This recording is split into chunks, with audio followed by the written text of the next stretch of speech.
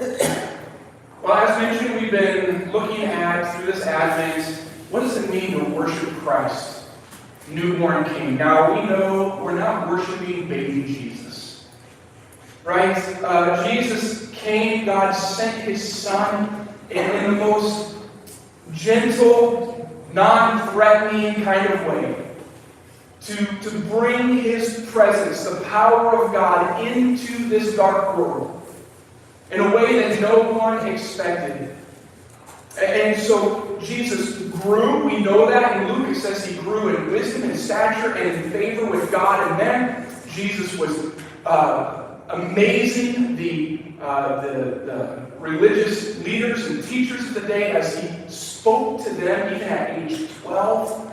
Right, when He was there at the temple, just impressing all of the others about Him with His knowledge and information. But Jesus grew up.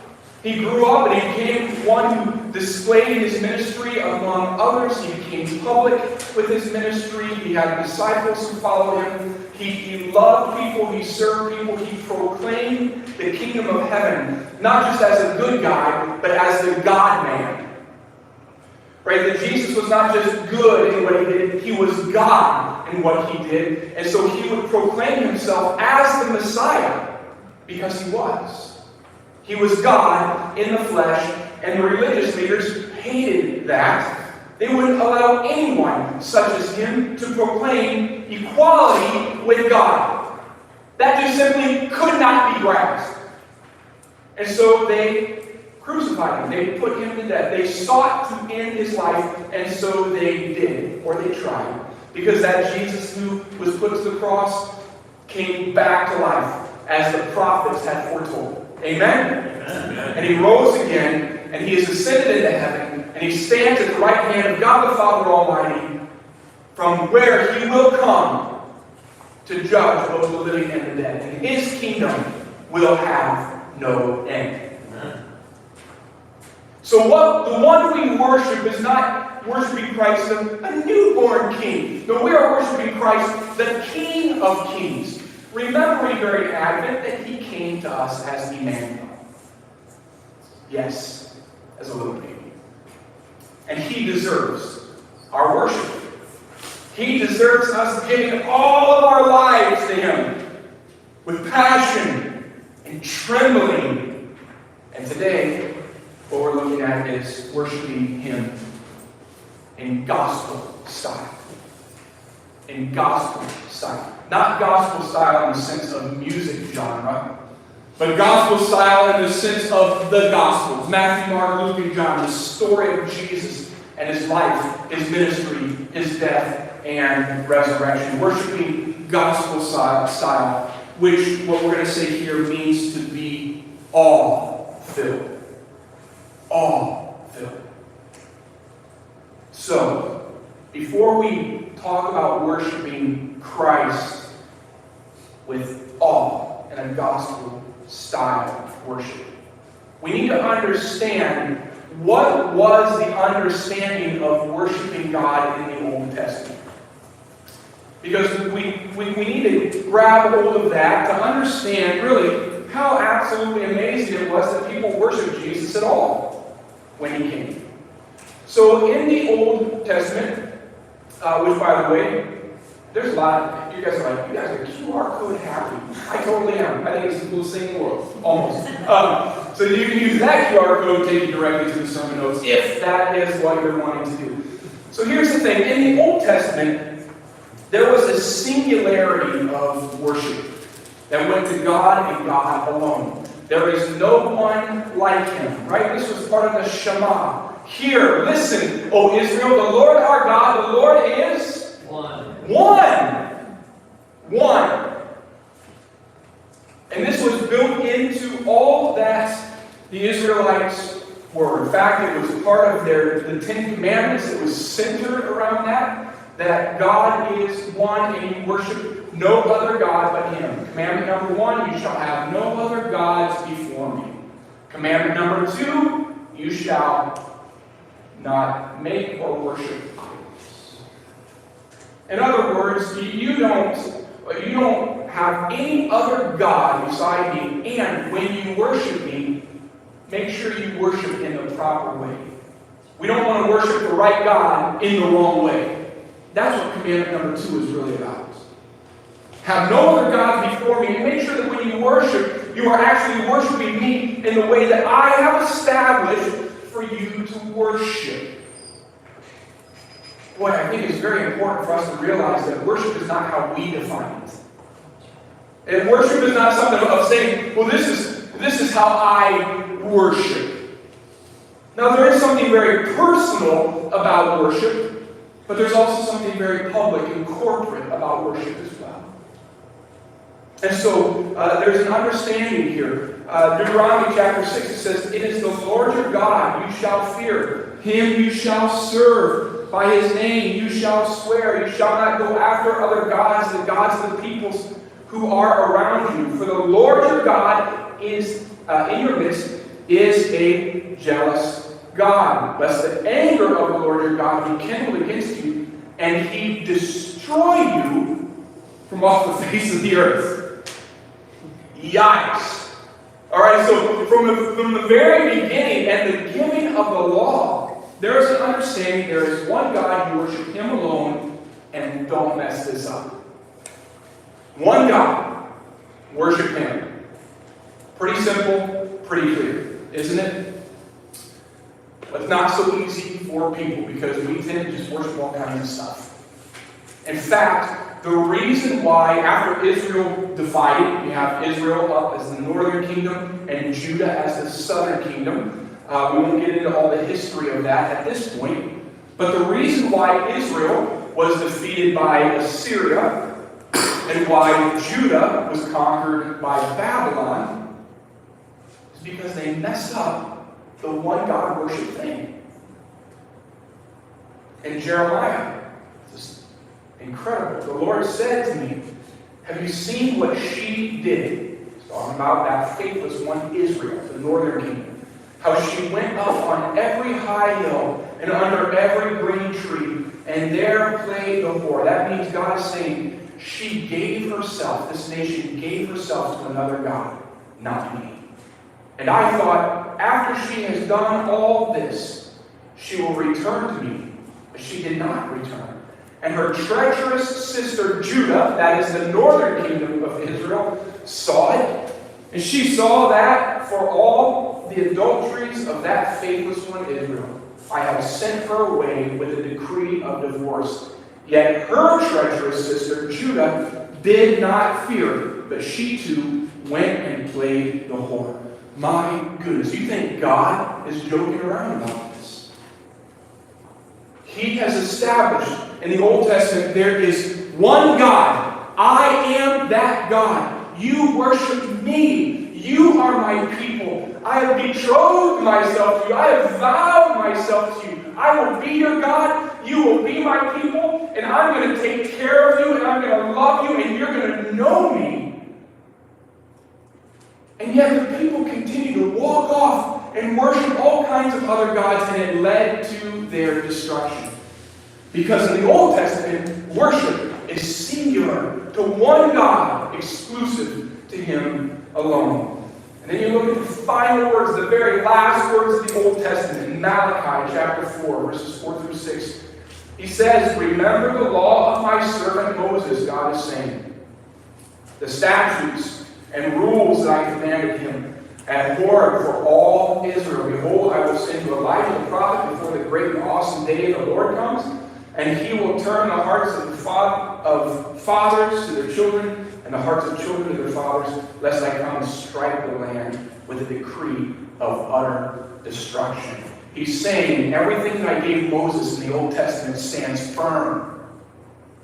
It stands firm. Make sure that when that Elijah comes, you are standing firm in that instruction. You shall have no other gods before you, and do not make or worship idols. The Old Testament was all about the one God, Jehovah, Yahweh, being the one God who is worshipped. Don't you dare worship another. Well, between Malachi and Matthew is the turn of the Old Testament to the New Testament. Jesus enters into the scene. And anyone then understanding the Old Testament law and prophets would realize just how shocking it would be for someone to actually worship Jesus. You get this? To worship Jesus after all that you know of the Old Testament, not only the law and the prophets that have been given, but also the history of your nation. You know the reason why your people were defeated by Babylon was because you worshipped all kinds of things. So we will never do that again. And how shocking it would be for someone to actually worship Jesus as God. You understand this? Now, it's hard to have an equivalent of that. I was thinking about this, and I apologize for the crude example, but maybe it would be like someone who grew up a staunch Democrat, watching CNN, just drinking it in, and then holding up a sign, walking around and saying, "Vote for Donald Trump in 2024. You'd be like, that's shocking. Right? Someone who's staunchly Democratic, who feeds on the news that really kind of moves more toward a Democratic bend. Celebrating and cheering on a presidential election of Donald Trump. I'm not making any political statements. I'm trying to help you understand what that would be shocking. That would be a little bit hard to understand. Especially if you also grew up as a staunch Democrat, drinking and seeing it. It would stir you up a little bit. Why is that happening? You see, people growing up under a staunch, law-abiding, rule-abiding system, drinking in the teachings of the religious leaders, additional rules, additional applications, because they wanted to make sure that they did not fail with the Ten Commandments. And so their answer to that was make more commandments on top of those 10 Commandments to make sure that they don't mess up the 10 Commandments. And so it became rules upon rules upon rules to make sure no one would worship anyone other than Yahweh God. And yet it happens.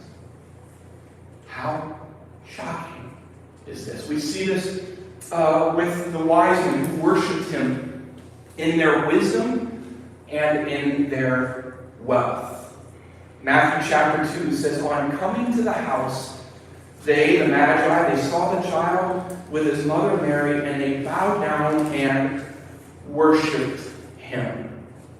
Then, opening their treasures, they offered him gifts, gold and frankincense and myrrh. Now, it can be argued at this point that, the Magi weren't Israelites. They were people probably from the Babylonian location, out in Persia, in that area. And they had traveled probably 900 to 1,000 miles. Okay, there's no planes. You just do it on foot with horse. I'm sure they probably had a lot of help with this. And they came and they offered their offerings out of their treasure, their wealth, and their wisdom. The Magi were known for great wisdom, and they had great wealth. Now, I don't know about you, when I was a kid, we would do Christmas pageants in church. And I had the joy, one time, I got to be one of the wise men, one of the Magi. And I had a little towel on my head, and they played We Three Kings, and we walked down, and I had a little treasure chest. That had some representation. I can't remember if I was gold or frankincense, but we came and we bowed down and we put it before Jesus. And in my mind, I thought, that was kind of it. I see this picture of the Magi, three, never tells us that it's three, but three, coming to Jesus, and they set down this little box of gold, and a little box of myrrh, and a little box of frankincense. But realize this, friends. When someone would bring a gift to a king, it was lavish. You have to realize the amount of gold, the amount of myrrh, the amount of frankincense would have set Jesus' family for life. It would have been a big amount. You don't travel 1,000 miles by foot and horse to bring a little nugget of gold. You just don't. You bring an extravagant gift. And so you wonder, well, did Jesus grow up as a poor family? I think, well, he was probably, early on, but here's the thing. Where did all that money go? Here's my thought. The Lord had provided exactly what they needed in order to make a 3-year-long journey to Egypt. You see, because when the Magi came, it wasn't at the manger. It was actually when Jesus was probably about 2 years old, back home with his family, and the Magi came, and that triggered all kinds of chaos appeared. And the Lord told Joseph, you take you and your family, you and your child, and your wife, and go to Egypt. So for 3 years they had to live abroad.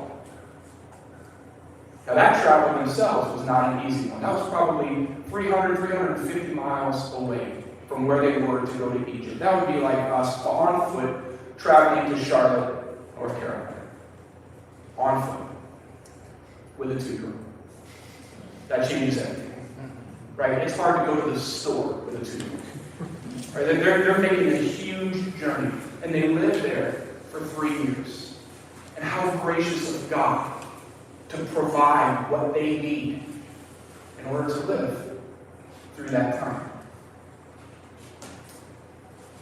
But the Magi come to a 2-year-old. We saw his star, and we came. We've been traveling for a long time, and we come, and in all of our wisdom, incredibly wise people, and in all of our wealth, incredibly wealthy people, they bow down and they offer this gift of worship to Jesus the toddler. We not only see it, the Magi, but in John chapter 9, we see it with the blind man, who is a Jewish man. He is an Israelite. And he worshipped him in his healing. So in John chapter 9, Jesus heard that they had cast him, the blind man, out. He was blind from birth. And having found him, he said, "Do you believe in the Son of Man?" And he answered, "And who is he, sir, that I may believe in him?" Jesus said to him, "You have seen him, and it is he who is speaking to you." And he said, "Lord, I believe," and he worshipped him. This part of the passage is after the blind man had been healed. He'd been healed. Lifelong blindness healed by Jesus. Here's the crazy thing. Here's a little bit of the story behind the story. As a blind man, you were not allowed to go into the temple. Finally, right? And going into the temple, that was part of culture. That was part of who you were. Like, if you couldn't be a part of the temple worship, then you were a bit of an outcast. You were somehow lame or somehow diseased. And this guy, from his birth, had never had a chance to go into the temple. And then he gets healed by Jesus. And his very first thing is he worships Jesus, making him one who probably wouldn't be welcome back into the temple again. It was a sense of understanding, this is the one who has healed me. Worshiping this God. Not only the blind man, the disciples worshiped him right in the midst of their fear. Matthew chapter 14, when they got in the boat, or when he got into the boat, along with Peter, the wind ceased. And those in the boat worshipped him, saying, "Truly, you are the Son of God." This is the moment when Peter had stepped out of the boat, right? Remember this? And the waves were happening, and Peter's walking, and he starts looking at the waves, and he begins to sink, and Jesus pulls him out. So Jesus, walking on the water, they get back into the boat, and what is the response of the people in the boat? They worship him. Right in the midst of their fear. And they were afraid. Scripture says they saw Jesus coming and they thought he was a ghost. They were absolutely petrified. And Jesus steps in. They've just seen something they've never seen before. Right? I mean, this is Peter walking on water with Jesus. He steps in and they worship him by declaring, "You are the Son of God." Now, don't forget, that statement was shocking. I mean, if you were to worship Jesus as a proper Jewish person, you better know you're stepping way out of bounds. You are doing something incredibly drastic. You see, with the woman who worshipped him as a notorious sinner, Luke chapter 7, one of the Pharisees asked him to eat with him. And he went into the Pharisee's house and reclined at table. And behold, a woman of the city, who was a sinner, brought an alabaster flask of ointment. And standing behind him at his feet, weeping, she began to wet his feet with her tears and wipe them with her hair, with the hair of her head, and kissed his feet and anointed them with the ointment. Here's a woman who is known in the city as a notorious sinner. Not a great title for life. Right? And they even said, wow, if he was the Pharisees, the religious leaders, if he was a prophet, he would know who is touching him right now. Isn't that incredible? That someone who is a notorious sinner coming to Jesus, the issue for them was not the condition of the woman. The question was, how could he allow this? But she bowed down and she wet his feet with her tears and dried them with her hair and then anointed his feet with this extremely beautiful and expensive ointment. A notorious sinner bowing at the feet of Jesus. We also see it with Peter himself, who worshiped him in true confession. Jesus asked his disciples, "Who do people say that the Son of Man is?" And they said, some say John the Baptist, others say Elijah, and others Jeremiah, or one of the prophets. And he said to them, "But who do you say that I am?" And Simon Peter replied, "You are the Christ, the Son of the living God." And Jesus looks at Peter and says, "You didn't come up with that on your own. That was not you. The Holy Spirit has informed you that that is the truth. And now, Simon, I call you Petros. I call you Peter. And upon this, Peter, I will build my church." And he commissioned, really in that moment, commissioned Peter with an understanding, this is going to be, you're going to have a bedrock type of role in the building of the church. Peter worshipped him in that confession. You are the Messiah. You're the Christ, the Son of the living God. Wow! Is that not shocking? Are you bored this morning? Don't be bored. Stay with me, because that is shocking. And if we are to worship Jesus gospel style, then that means there should be some kind of awe in the reality of who Christ is. So, let me give you one more. You know this one. Thomas worshipped him in being corrected. That's awesome. Right? In John chapter 20, then he said to Thomas, "Put your finger here to see my hands. Put out your hand and place it in my side. Do not disbelieve, but believe." And Thomas answered him, "My Lord and my God." This is after Jesus' resurrection. Thomas has been doubting that other people, they're all saying, "We've seen Jesus." We've seen him alive. He showed himself to us. We had a meal together, and Thomas was like, I'm not going to believe until I see him myself. Until I put my hand in those scars. And Jesus shows up to him in John chapter 20. He says, here you go, Thomas, have a feel. And Thomas just crumbles before him. My Lord and my God. He worships, but what does he worship out of? He worships out of, he just got publicly corrected. This was in the midst of everyone else. It was gentle, it was loving, but it was a correction nonetheless. Thomas,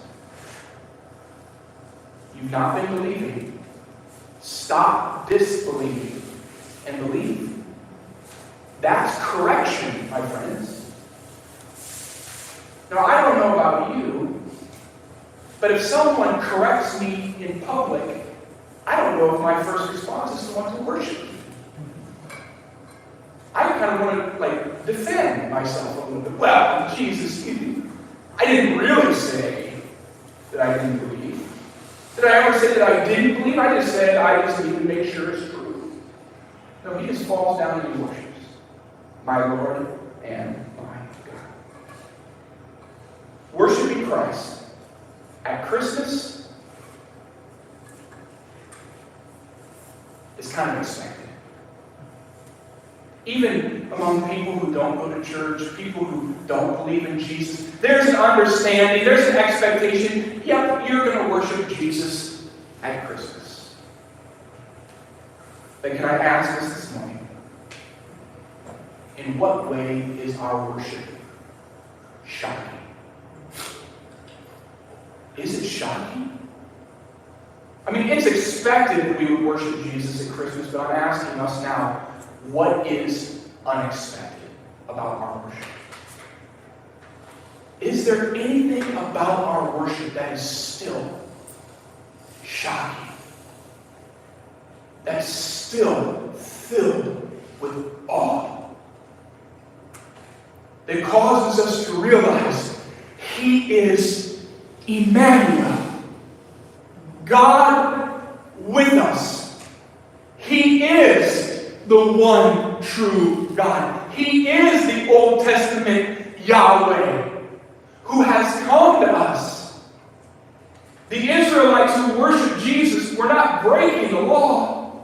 They were fulfilling it. They were right in the midst of it, realizing you are Jehovah God. You are the Messiah. You are the King. You are the Lord. And my response is to fall down before you. Do you realize when people meet Jesus, they just fall down before Him? They kneel and they go, oh God, you're the King. So what is shocking about our worship? Is there anything shocking about our worship? So let's just go back through that list. How about the wise and the wealthy? You know, where the world would go, you have so much wisdom and you have so much. And look, in our area, even if you think you're poor, you're rich. Let's just understand that. Right? If you're like, I really don't have the newest car. I don't have the iPhone 14 Pro X12 or whatever it is now. You know, I don't have that one. Look, if you feel like you're poor, you are rich. I mean, let's just make sure we're clear. But wisdom and wealth, what would the world say? Why would you worship Christ with your wisdom and your wealth? It's not like, okay, here's $10. It's part of my tithe. Oh, here's what, But coming to Jesus in a sense of going, you're the King.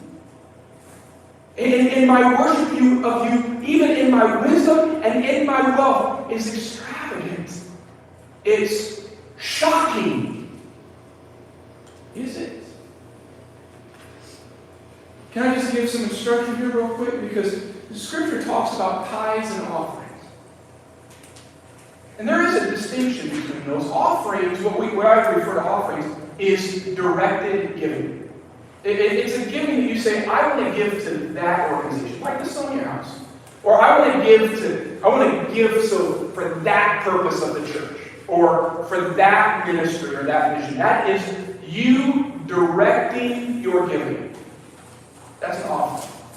A tithe is undirected giving.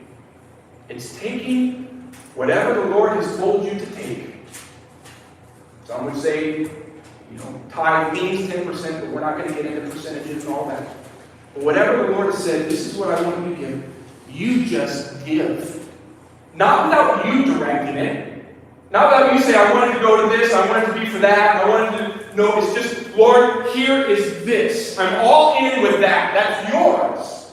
It's not even mine, it's yours. And I dare not keep anything for myself that is ultimately yours. That's the tithe. Tithes and offerings. And so, and what we bring are both. Is it shocking?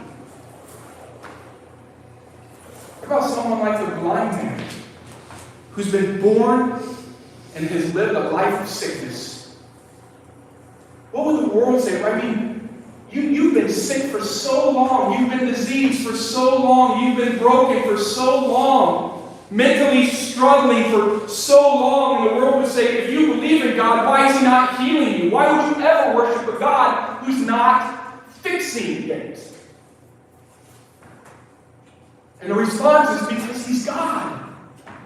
I don't worship Him because He heals me. I worship Him in the midst of knowing He can. Because He is God. Shocking. People who struggle throughout their life still worshiping Him. What about people who are filled with fear, trapped in the storm of life? Even the thought of Jesus, that moment you see Him, it just causes you to tremble. But worshiping Him.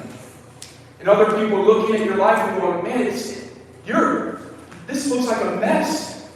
This looks like all kinds of problems. This looks like it's a huge storm. And yet you worship Him. What about the one who's a notorious sinner?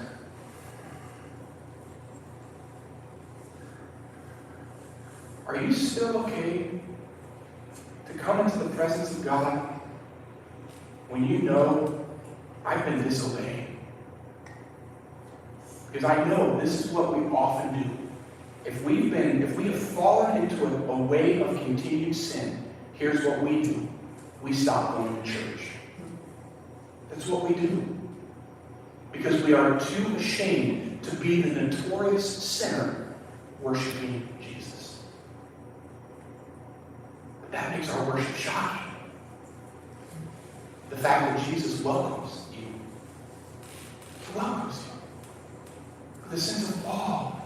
And can I just tell you right now, and if anyone's watching online, you're thinking, I don't want to go to church because I've done some really nasty things this week. You are welcome here. To come and to worship. To allow Jesus to start to change the understanding of your life.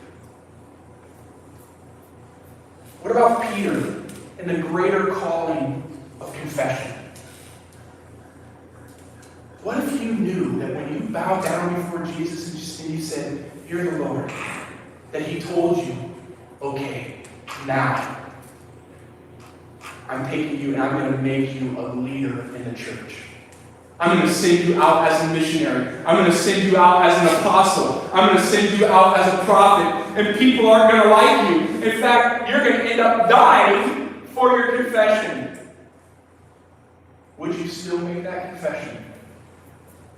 Would you still worship? How shocking if you knew this is going to lead quite possibly to my death. This could quite possibly lead to others who have been my friends to reject me. Would you still make that confession? And I'll tell you right now, I know for myself, growing up, even today, when I'm at church and I'm with people who love Jesus and worship Jesus, I'm like, yeah, Jesus, I love you. Hands raised, singing out loud. If I have friends come to church with me and hang with me, I'm like,